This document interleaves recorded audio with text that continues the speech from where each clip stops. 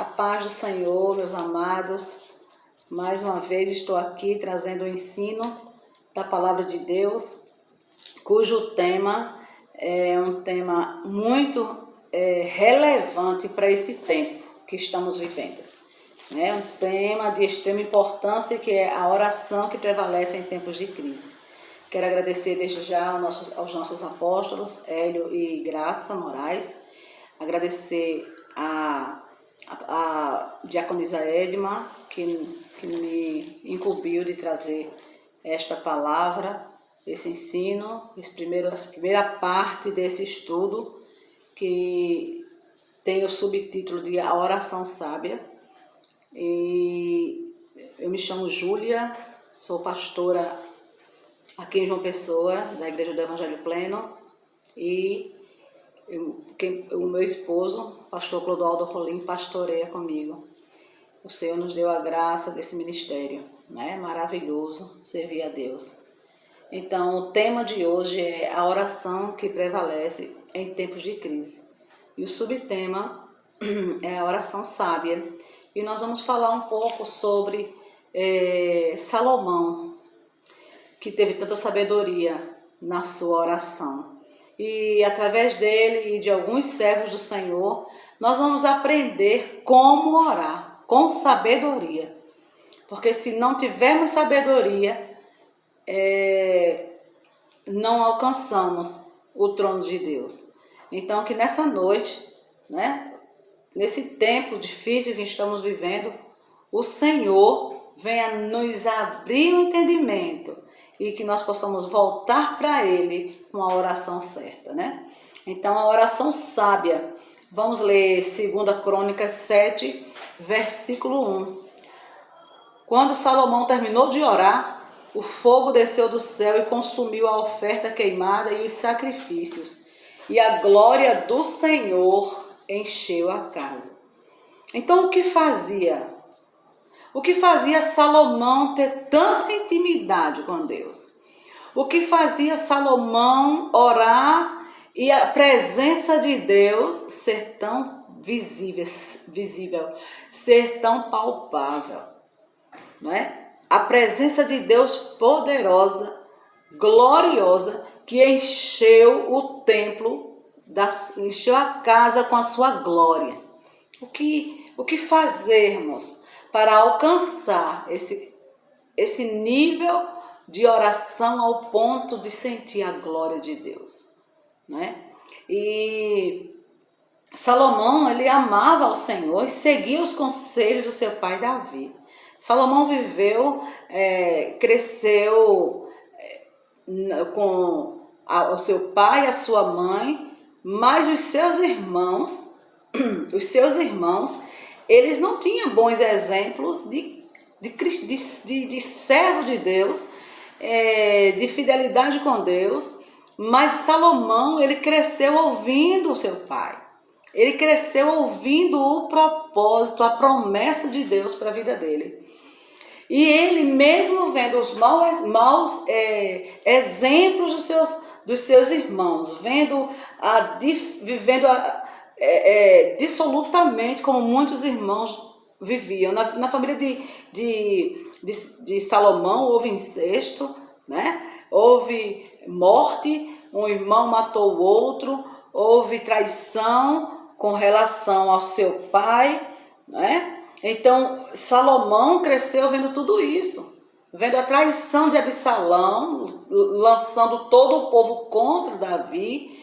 Ele cresceu vendo tudo isso. Ele poderia seguir o caminho dos seus irmãos mais velhos, que deveriam dar exemplos, mas não, ele sabia para que veio.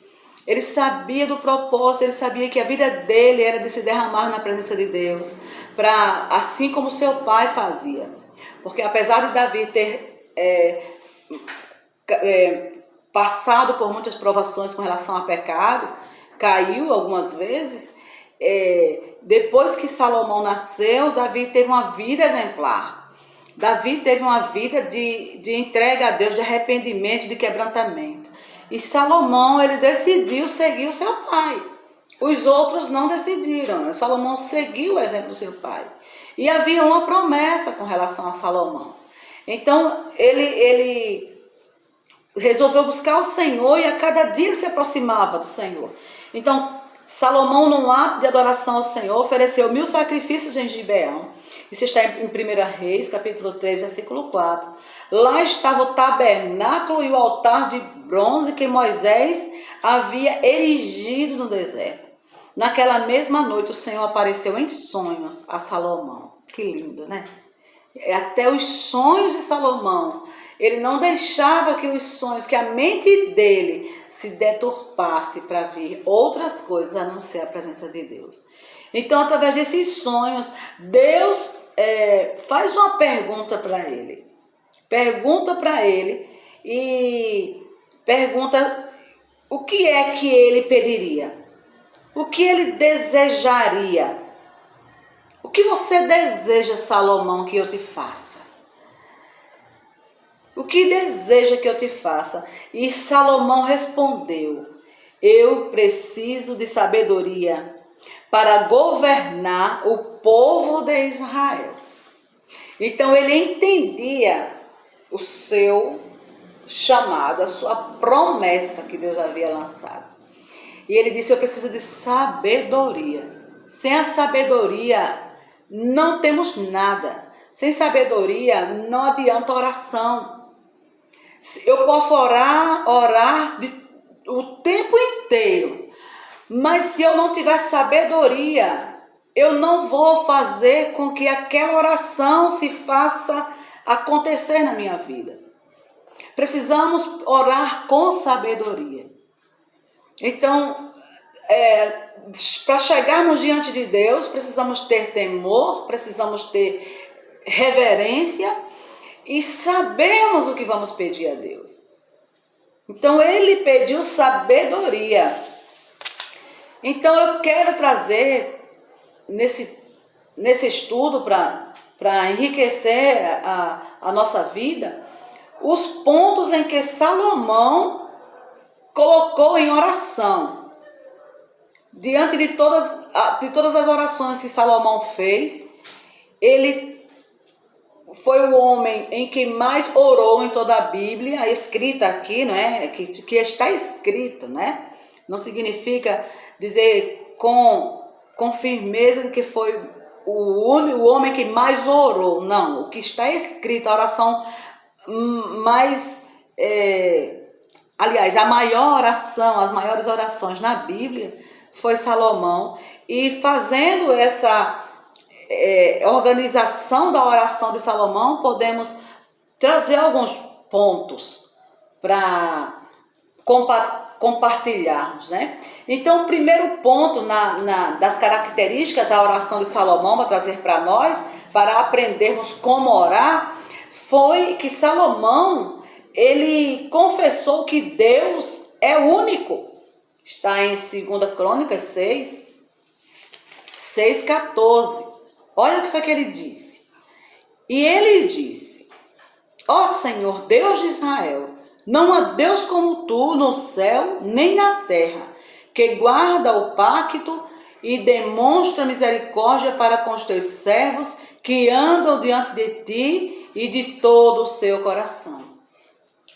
Então, primeira característica da oração sábia é confessar a Deus, é declarar o Deus que nós servimos, é adorar a Deus, é trazer o nosso louvor como Deus verdadeiramente é. E eu aconselho você uma coisa: ora a palavra, leia as orações que Salomão fez e você faz a sua oração com estas palavras de engrandecimento a Deus.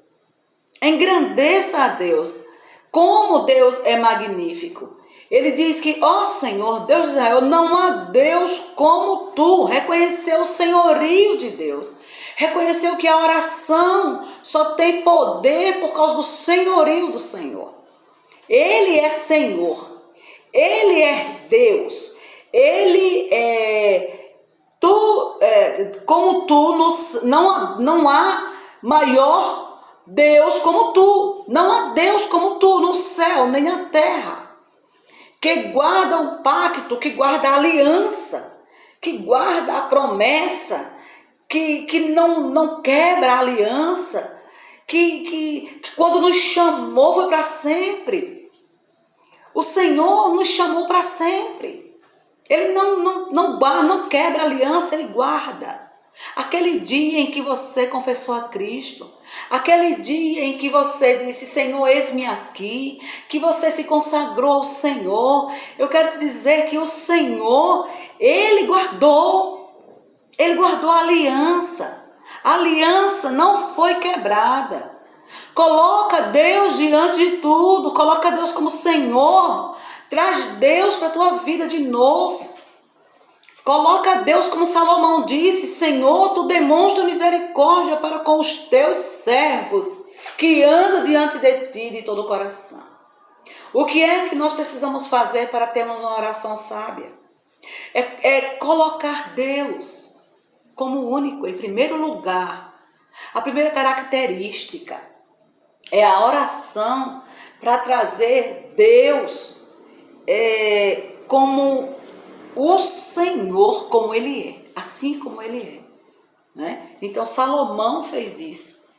Em 1 Timóteo, o apóstolo Paulo diz assim, 1 Timóteo capítulo 1, 17, diz assim, ora, ao Rei eterno, invisível, ao único Deus sábio, seja a honra e a glória para sempre. Então, Paulo também, se nós olharmos a vida de Paulo, ele sempre está engrandecendo a Deus.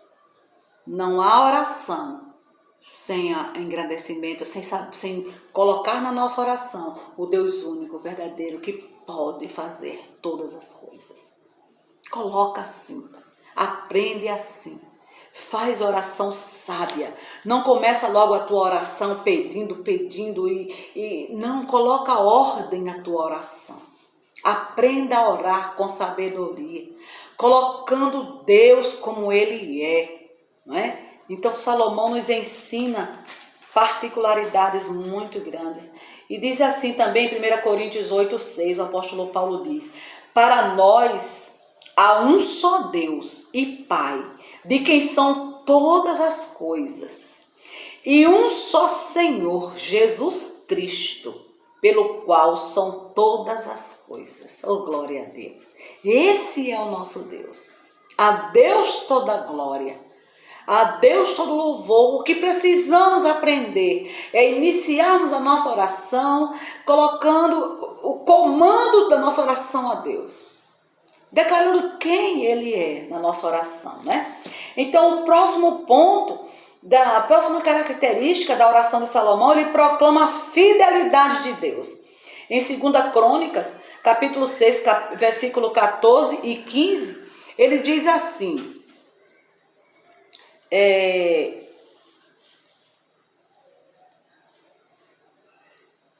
olha o 14 e 15, né? E ele disse, ó Senhor, Deus de Israel, não há Deus como tu no céu e na terra, e que guarda o pacto e demonstra misericórdia para com os teus servos, que andam diante de ti de todo o coração. Tu que tens guardado com o teu servo Davi, o meu pai, aquilo que lhe prometestes, e falaste com a tua boca, e o cumpriste com a tua mão, como é neste dia. Salomão estava recordando que o que estava acontecendo naquela inauguração do templo, ele estava recordando a promessa. Ele estava dizendo, olha aqui, Senhor, o Senhor é fiel. O Senhor cumpriu com o que prometeu para o meu pai, Davi. Que lindo! Assim também, Ele cumpre, Ele promete. O que Ele promete, Ele cumpre. O que Ele diz que vai fazer, lembra da promessa. Não deixa que essa pandemia que estamos vivendo apague as promessas. Não deixa que esse medo que tem muitas vezes te impedido de seguir em frente, apague as promessas. Confia em Deus. Confia no Senhor. Em 2 Timóteo capítulo 2, versículo 13, diz que se não crermos, ainda assim o Senhor permanece fiel. Fiel, ele não pode negar ele mesmo. Então ele prometeu, ele cumpre. Quando Deus prometeu que viria um que esmagaria a cabeça da serpente, ele cumpriu, Jesus veio. E Jesus, ele também, ele cumpriu a vontade do Pai, porque foi estabelecido, foi promessa. Assim também a nossa vida. Volta-te para o Senhor, você que não tem mais desejo de orar, você que não tem mais vontade de ler a palavra, que está decepcionado com muita coisa, eu quero dizer para você, volta para a oração, volta para a busca, o Senhor vai te dar sonhos proféticos de novo, o Senhor vai te dar ânimo nesta alma, o Senhor vai te dar alegria para servir ao Senhor. Então o primeiro ponto foi, Salomão confessou que Deus é único. Ele centralizou Deus na sua oração. O segundo ponto, a fidelidade de Deus. Salomão proclama essa fidelidade, não é? Então, ele é fiel para cumprir as promessas, ele é fiel para cumprir o que prometeu. E o terceiro ponto, Salomão era sensível ao bem-estar do povo.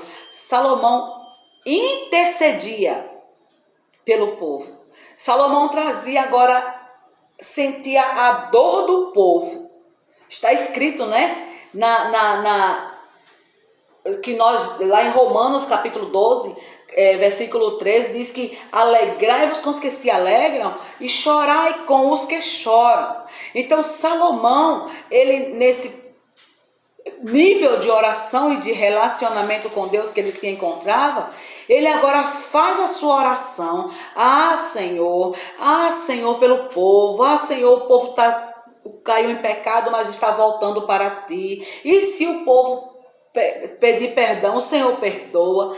Foi aquela oração da alma de Salomão, clamando pelo povo, né? Ele coloca, ele apresenta 3 divisões, um apelo geral para que Deus honrasse a sua palavra a Davi e ouvisse a oração do seu servo.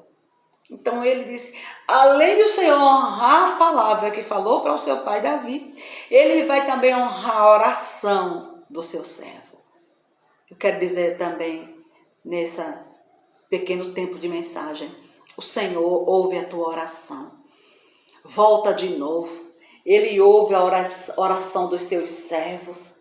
Ele não deixa os ouvidos fechados para ouvir. Pelo contrário, ele abre.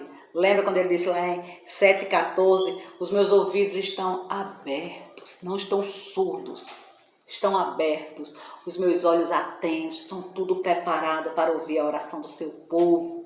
Nesse tempo difícil, nesse tempo em que um vírus parou o mundo, mas o nosso Deus, ele continua vivo, ele continua firme e sabe o tempo certo de cada coisa. Ele disse assim, Senhor, quando o homem for obrigado a prestar algum juramento, então ouve do céu e age, né? Quando o povo de Israel confessar o seu pecado, então ouve do céu, Senhor, e perdoa o seu pecado. Quando se converterem do mau caminho, porque os afligiste, então, Senhor, ouve do céu e perdoa-lhes o pecado. Quando o povo enfrentar fome ou praga e voltar-se para ti em oração, então retribui a cada um segundo o seu coração. Quando chegar um estrangeiro e orar voltado para o templo por causa do teu grande nome, então faze tudo o que ele clamar a ti. Quando enviares o teu povo à guerra, eles orarem, então ouve do céu e sustenta a causa deles. O Senhor sustenta a tua causa, sustenta você que ora, sustenta você que crê, sustenta você que confessa a Ele todos os dias, colocando Ele como Senhor da sua vida.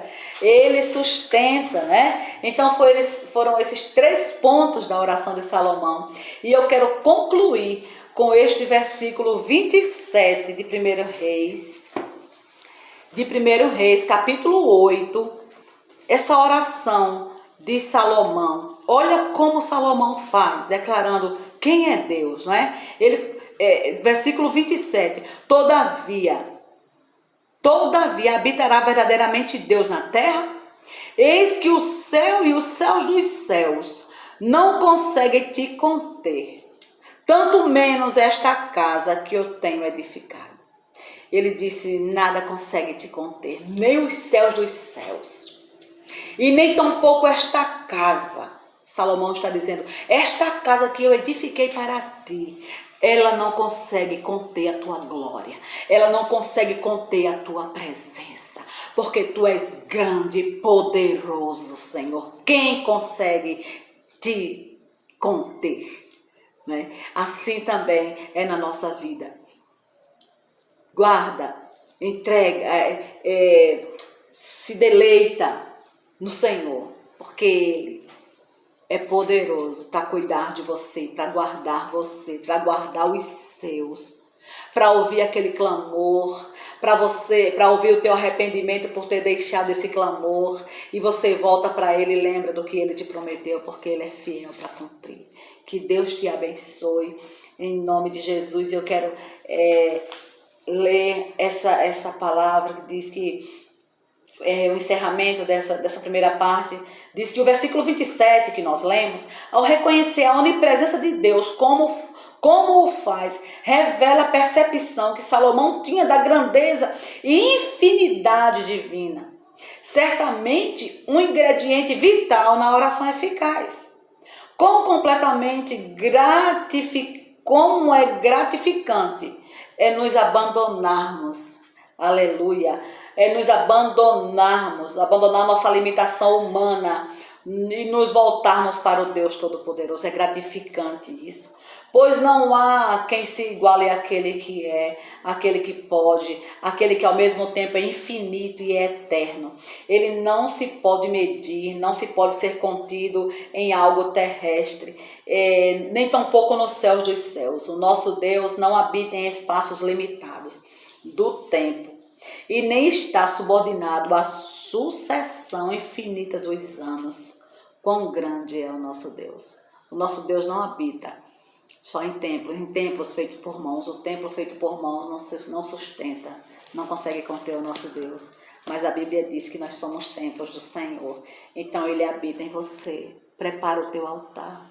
Prepara o altar do teu coração e oferece-te como sacrifício, holocausto vivo, na presença do teu Deus. Volta, busca a Deus em oração. Até a próxima, voltaremos com a segunda parte, que é a oração intercessória desse estudo. A oração que prevalece em tempos de crise. Que Deus te abençoe. Eu quero orar por você, Pai. Eu quero orar no nome de Jesus por cada uma dessas pessoas que estão agora, que ouviram esse estudo, esta palavra tão poderosa. Eu peço, Senhor, que o Senhor cumpra com a tua fidelidade todas as promessas feitas a cada um dos teus servos, no nome de Jesus, e que eles se voltem para ti com todas essas características que Salomão orou nessas orações, Pai, no nome de Jesus. Que o Espírito Santo de Deus fortaleça cada um destes teus servos, para a glória de Deus. Amém. Que Deus abençoe.